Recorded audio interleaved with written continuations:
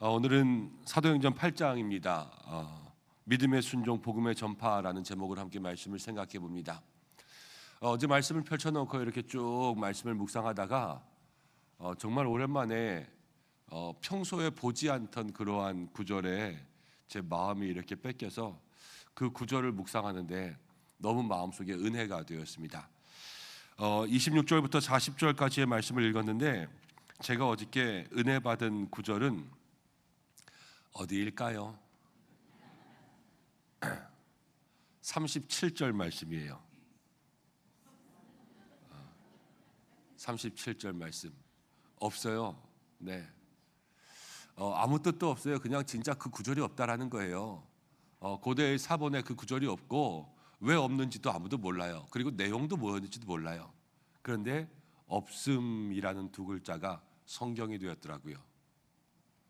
없다라는 것이 하나님의 말씀이 되어서 성경 가운데 기록되어 있는 이 두 글자를 보는데 마음 가운데 새로운 감동이 되었어요. 없어도요, 성경의 두 글자를 채우더라고요. 그러면서 하나님의 말씀 66권에 이 1189장의 성경 가운데 당당히 그 자리를 차지하고 있는 거예요. 여러분, 우리도 그렇지요. 있다고 다 쓰임 받는 것 아니잖아요. 없어도 하나님께 쓰임 받을 때가 있습니다. 때로는 무엇이 부족한 것이 하나님의 영광을 드러낼 때가 있고, 우리가 가진 것이 없지만 그것 때문에 하나님께서 쓰실 때가 있어요. 어떤 분들을 보세요. 몸이 아픈데요, 나도 아파봤어 그러면서 다른 사람들의 아픔을 붙들어 주실 때가 있고요. 돈이 없는데도요, 나도 없어봤어, 힘들어봤어 그러면서 그 없을 때의 경험이 힘들고 어려운 분들을 일으켜 주실 때가 있고요. 때로는 가족을 잃을 때가 있어요. 때로는 사업을 잃을 때가 있어요. 때로는 무엇을 잃을 때가 있어요. 그래서 그게 없어질 때가 있어요. 그런데 그 없는 것이요, 하나님께서 다 주인 되어서 오늘 찬양처럼 이 말씀처럼 하나님의 주권대로 사용하시면 없는 게 은혜가 되더라고요. 우리 모두에게도 그런 은혜가 있기를 축복합니다. 저도 없는 거 많아요. 근데 가만히 보니까요, 제게 없는 것 하나님께서 사용하시더라고요. 없어서 하나님이 쓰시는 거예요. 있어서 쓰는 게 아니라 부족해서 쓰시는 거고요. 제가 그것을 가질 수 없기 때문에 하나님께서 그것 가운데 채워주시는 은혜를 경험하는 거 아니겠습니까? 그러면서 오늘 말씀을 이렇게 보니까요, 말씀이 새롭게 보였어요. 초대교회가 스데반의 순교 이후에 모든 사람들이 교회를 핍박하기 시작했습니다. 특별히 사울이 앞장서서 예수 믿는 사람들을 다 잡아서 옥에 가두기 위해서 그렇게 핍박하며 이제 예수 믿는 사람들에게 박해를 집행하는 거죠. 그러기 위해서 다 공격하고 그럴 때에 이제 교회가 흩어지기 시작했습니다. 그 가운데 오늘 빌립이라는 사람이 나오는데요, 빌립은 집사였습니다. 7 집사 가운데 한 사람. 근데 빌립을 통하여서 사도행전 8장 가운데 능력이 많이 일어납니다. 그리고 특별히 오늘 함께 읽은 말씀 가운데는 이 빌립이 누구를 만나면 에티오피아라는 나라의 여왕의 국고를 맡고 있었던 내시. 그러니까 지금으로 이야기하면은 뭐 경제부총리나 아니면 기획재정부 장관이나 뭐 이런 사람들 이야기할 수 있을 것 같아요. 나라의 국고의 살림을 맡고 있는 그러한 장관급 사람을 만났어요. 그러면서 그에게 복음을 전하고요, 그에게 세례를 베풀었습니다. 여러분, 먼저 빌립이라는 사람을 보겠습니다. 빌립은요, 7 집사 초대 교회 가운데 한 사람이었어요. 근데 그의 삶과 직업, 나이 이런 것들은 알지 못합니다. 그렇지만 이 빌립은 그냥 일개 교회의 집사, 그리고 경제적으로 아니면 사회적으로 높은 사람이었다고 생각하기는 조금 그래요. 왜냐하면 어느 정도 지위가 있고 권력이 있고 힘이 있으면 핍박 가운데도 버티고 앉아 있었을 거예요. 교회를 좀 핍박한다고 해서 시장에 도망가겠습니까? 이미 가지고 있는 권력이 있는데 그것 가지고 버티고 있었을 것 같아요. 그렇지만 빌립이라는 사람은 자기가 살고 있던 것을 떠나서 다른 지역으로 갔어요. 서울에서 부산 간 거고 부산에서 서울 갈 정도로 그렇게 먼 곳으로 피난 가게 되었습니다. 이 사람은 별로 가진 게 없었다라는 거예요. 그런데 그렇게 교회 가운데 가진 것이 없는, 우리 그런 말 많이 쓰잖아요. 일개 집사가. 그런데 그 일개 집사라고 하는 사람이요, 한 나라의 경제를 맡아서 담당하는 그 사람에게 복음을 전하게 되었어요. 하나님의 주권이 아니면 우리가 생각할 수 없는 그러한 역사죠. 그리고 핍박 가운데 교회는 흩어졌습니다. 그래서 이 지역 가운데 한 곳에 있지 못하고 뿔뿔이 다 흩어지게 되었어요. 근데 어떤 역사가 일어나냐면 흩어진 사람들이 복음을 전하게 되었어요. 흩어졌다라는 것은 박해하는 힘에 의해서 밀려난 거예요. 박해하는 힘이 세서. 그래서 어쩔 수 없이 도망간 사람들인데 도망간 곳에서 그 사람들이 쓰임 받았어요. 오늘 우리가 이 말씀을 생각하면서 여러분, 우리에게도 빌립과 같은 은혜가 있기를 소망하는 것은 없어도 성경이 된 것처럼 빌립처럼 연약하고 때로는 부족하고 힘이 없다고 할지라도 하나님께서 쓰시면 한 나라의 경제를 좌지우지할 수 있는 그런 사람을 만나 복음을 전할 수 있는 능력 있는 사람도 되고, 성경 가운데 이 사도행전 8장의 기적을 일으키는 사람이 되는 것처럼 우리들에게도 하나님의 주권과 믿음의 역사가 있으면 그렇게 쓰임받게 될 줄로 믿습니다. 흩어진 사람도 똑같아요. 흩어진 사람도 없는데 성령이 되는 것처럼 흩어져서 도망가고 쫓겨나고 뿔뿔이 흩어졌는데 거기에서부터 능력 있는 사람이 되는 거 아니겠습니까? 여러분, 우리의 삶이 어떤 사람은 절망도 있고 좌절도 경험할지 모르겠습니다. 그러나 절망이 있는 곳에서부터 하나님의 역사가 시작되는 거예요. 우리가 실망하고 우리가 넘어진 곳에서부터 하나님께서 우리를 일으켜 주시는 거예요. 그리고 때로는 우리에게 힘이 없을지라도, 돈이 없을지라도, 건강이 좋지 않을지라도, 나이가 많을지라도 하나님이 역사하시면 흩어진 사람이라도 하나님 쓰시잖아요. 우리들도 하나님이 쓰시기만 하면 앞에 있는 모든 것들은 문제가 되지 않아요. 이 한 해를 살아가면서 믿음으로 이긴다, 하나님이 쓰실 수 있는 그러한 사람들 되시기를 바랍니다. 저는 어저께부터 기도했어요. 하나님, 저도 없음이라는 두 글자처럼 쓰이게 달라고. 이 없는 게 쓰이는 게 얼마나 기뻐요, 그렇죠? 여러분 모두에게 그런 은혜가 있기를 간절히 소망합니다. 오늘 말씀 가운데 보면 26절에 이렇게 나와요. 주의 사자가 빌립에게 말하되. 이제 빌립이 그럼 연약하고 작은 사람, 없는 사람, 흩어진 사람인데 어떻게 주님께 쓰임 받을 수 있었을까? 오늘 말씀을 보면 우리가 두 가지, 세 가지 좀 생각할 수 있는데, 26절 말씀 가운데도요, 주의 사자가 빌립에게 말하여 그랬습니다. 그리고 29절 말씀 가운데 보면 성령이 빌립에게 이르되 그랬습니다. 그래서 39절로 가면 둘이 물에서 올라올새 주의 영이 빌립을 이끌어 간지라 그랬습니다. 사도행전 8장 가운데 나오는 빌립에게는요, 한결같은 모습이 있는데 그 한결같은 모습이 뭐냐면 주님의 영이 빌립을 이끌고 다니시는 거예요. 주님의 영이 말해요. 주님의 영이 가라 그러세요. 주님의 영이 이끌고 가세요. 빌립이 하나님 앞에 쓰임 받을 수 있었던 귀한 역사 가운데 하나는 무엇이냐면 빌립은요, 주님의 영과 동행하는 사람이었다는 거예요. 사도행전 지금까지 오면서 이 초대교회 또 제자들이 쓰임 받을 수 있는 그 비결이 무엇입니까? 다른 게 없잖아요.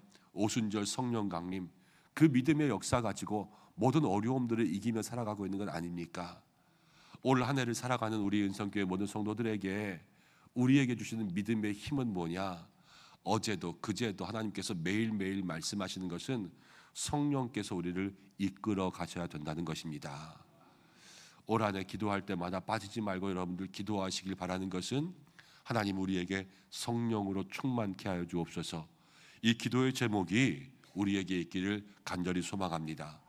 26절로 다시 가면 성령께서 말씀하셨어요. 일어나서 어디로 가라 그랬냐면은 광야로 가라 그래요. 광야로.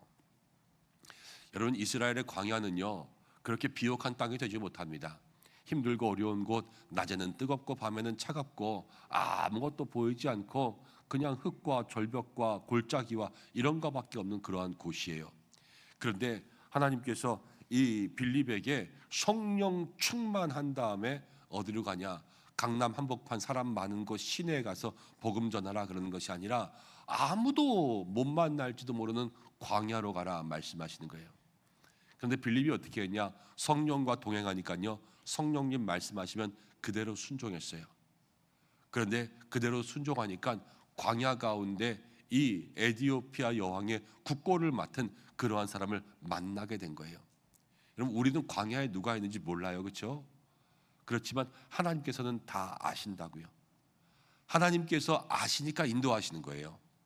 하나님도 그냥 때려 맞춰 가지고 1번 찍을까 2번 찍을까 그래서 2번 찍은 다음에 너 2번 가 이렇게 말씀하시지 않으세요. 하나님께는 늘 정답이 있습니다. 하나님은 우리의 필요한 것들을 다 아시고 확실히 아셔서 우리를 필요한 곳으로 보내십니다. 광야가 중요한 게 아니에요. 하나님이 보내시는 곳이 정답이라는 거예요. 광야가 제일 좋은 곳일 수가 있어요. 우리가 함께 말씀 나누었죠. 주님이 주시는 것을 가장 좋은 것으로 믿을 수 있는 마음이 있어야 된다. 광야를 보내신 것, 사람들은요 광야라도 순종해라 이렇게 이야기합니다. 그럼 광야라도 순종할 일이 아니에요. 하나님이 주시는 것은 그게 제일 좋은 것이기 때문에 우와 광야다 그러면서 순종해야 되는 거예요. 거기에 무슨 일이 일어날지 몰라요. 그러나 주님은 반드시 순종하는 사람들에게는 은혜의 길을 예비하신 줄로 믿습니다. 여러분, 기대함으로 순종하시기를 바랍니다. 무슨 일이 일어날지 모르지만 주께서 그 일들을 예비해 놓으셨다라는 그 믿음 가지고 순종할 때요, 여러분들의 순종이 억지로 순종하는 것이 아니라 기쁨으로 순종하게 될 줄로 믿습니다. 성령에게 이끌려 순종했던 그 빌립의 마음을 첫 번째 닮아야 되고, 두 번째는요, 이제 우리의 삶에 이 광야라는 것까지도 기쁨으로 받을 수 있어야 된다 그랬지 않습니까? 과일 같은 거를 이제 가을에 거두면요, 과일이 맛있으려면 여름이 뜨거워야 돼요, 그렇죠? 적당한 비도 와야 되고요, 뜨거운 햇빛도 과일을 익게 해야지만 그게 성숙하고 맛있게 되는 거예요. 사시사철 그냥 그렇게 서늘한 바람만 분다고 해서 과일이 잘 익지 않고 잘고 열매도 없고 맛도 없고 그렇게 됩니다. 인생의 고난과 또 인생의 환난과 비바람이 그것을 연글게 하는 것처럼 여러분, 신앙의 생활도 불로 연단한다 그랬죠. 하나님을 경외하면 깨끗한 믿음 된다 그랬죠. 때로는 우리의 삶 가운데 하나님이 주시는 어려움과 고난의 역사가 우리의 믿음을 더 성숙하게 만드는 거예요. 이 광야 가운데 하나님께서 귀한 복음의 열매 주시는 것처럼 우리들에게도 광야의 삶이 필요하다. 이 한 해의 삶에 때로는 광야가 올지라도 그 광야는 가을에 열매를 거두기 위한 하나님의 역사요, 그것이 햇빛 같은 은혜라는 것을 기억하시길 바랍니다. 이것을 통하여서 우리에게 무엇을 일으키실까, 그것들을 생각하며 나아가는 거죠. 그리고 마침 이 넷이, 이제 에디오피아에서 온 넷이는 말씀을 읽고 있었습니다. 하나님 정확한 타이밍에 이제 빌립을 보내셨어요. 그러면서 네가 읽는 것을 깨닫느냐, 이제 전도할 아예 기회를 딱 만들어 주신 거예요. 그런데 이 넷이가 무엇을 읽고 있었냐면 32절 말씀 가운데 이렇게 나옵니다. 32절 33절을 함께 읽어보겠습니다. 시작. 읽는 성경 구절은 이것이니 일렀을 때 그가 도살자에게 가는 양과 같이 끌려갔고 털 깎는 자 앞에 있는 어린 양이 조용함과 같이 그의 입을 열지 아니하였도다. 그가 굴욕을 당했을 때 공정한 재판도 받지 못하였으니 누가 그의 세대를 말하리요.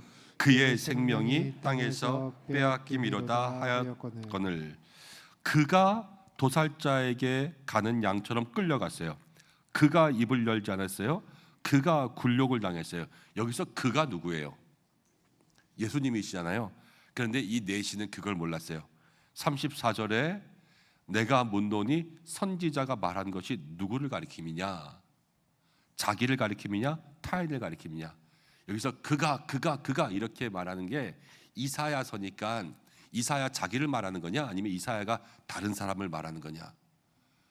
여러분, 여러분들은 에디오피아의 경제부총리보다 더 놀라운 걸 알고 계시는 거예요. 우리는 그걸 이게 예수님이잖아 이렇게 다 알고 있잖아요. 근데 이걸 모르고 있었을 때에 무엇을 가르치냐? 빌립이요 입을 열어서 예수님을 전했어요. 예수님을. 여러분, 이 한해 믿음으로 이기는 삶 가운데 우리가 오늘 말씀을 통해서 기억해야 될 그런 모습은 입을 열어 예수님을 증거할 수 있는 그 삶을 살아갈 수 있는 여러분 되시기 바랍니다. 믿음의 사람은요 예수님을 말하는 사람이에요. 믿음의 사람은 자기를 자랑하지 않습니다. 믿음의 사람은 남을 흉보지 않습니다. 믿음의 사람은 다른 사람을 탓하지 않습니다. 믿음의 사람은요 다 하나님께서 하셨습니다. 이것을 고백하는 사람입니다. 살아가다 보면 자기를 드러내는 사람 많습니다. 가만히 보면 내가 그랬거든 이렇게 이야기하는 사람 많아요. 그런데 자기를 드러내는 역사는 하나님 기뻐하시지 않아요. 하나님께서 하시는 것, 하나님이 주신 역사, 하나님께서 우리 가운데 이루시는 모든 일들을 우리의 마음속에 기억하고 있으면 빌립처럼 쓰임받게 되는 것이죠. 빌립 연약한 사람, 또 7 집사 가운데 흩어진 사람, 그렇지만 하나님께서 없음이라는 구절을 통하여서 그렇게 성경 가운데 기록하신 것처럼 빌립이라는 집사 한 사람을 통하여서 하나님께서 성령의 귀한 역사가 일어날 수 있도록 만드셨고, 흩어진 사람들을 위하여서 그렇게 복음의 역사가 일어날 수 있도록 만드신 것은 한 사람 한 사람을 통하여서 하나님 일하시는 거고요, 작은 사람 한 사람을 통하여서 하나님께서 하나님의 놀라운 능력을 펼쳐가시는 거예요. 그런 은혜가 우리 가운데 있기를 간절히 축복합니다. 한 가지 이야기하고 마치려고 합니다. 탄자니아에 있었던 탄자니아 동화래요. 저도 검색하다 보니까 우리 친구들 코끼리 알아요?